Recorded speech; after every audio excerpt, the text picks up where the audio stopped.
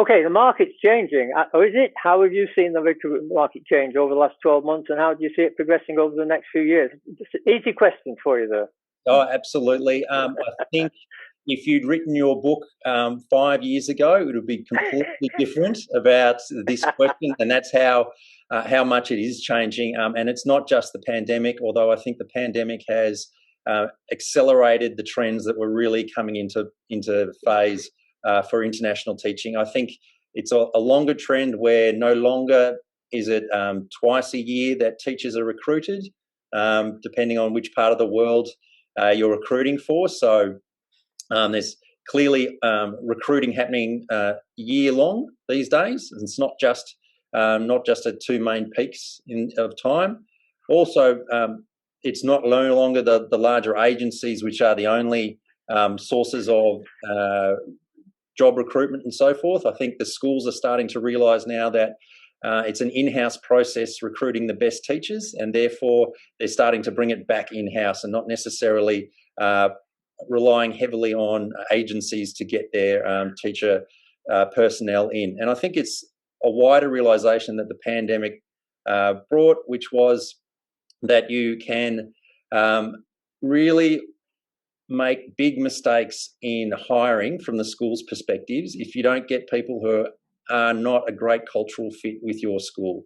And schools are all about culture. So if you're a teacher who doesn't necessarily fit with the culture for whatever reason, then you're going to find it hard to be at these schools. Whereas the best schools like to recruit people that last beyond a 2-year contract, and they want to see people lasting for sort of 5, 6, 7, 8 years, even as hard as it is to get international teachers who I think by their very nature are very much wanting to travel the world and see the world, which is the number one reason people get into international teaching, as is said in your book.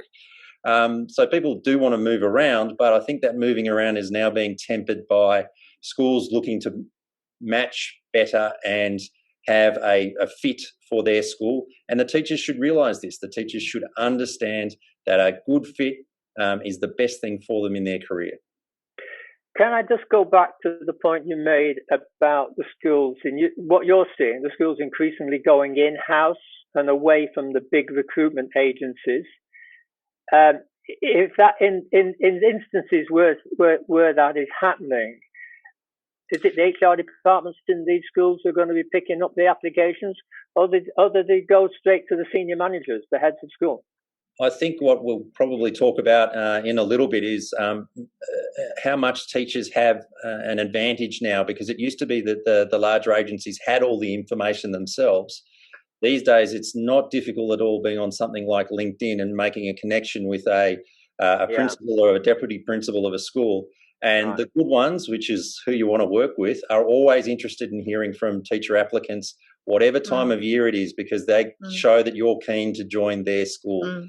And in the good old days, you could just throw, you never hear back again from schools. But these days, I think the schools are really much more keen on better hires and responding to teacher applicants directly. Okay, so now we're then back to entrepreneurial, using your initiative, being a bit adventurous. Yeah, okay, great.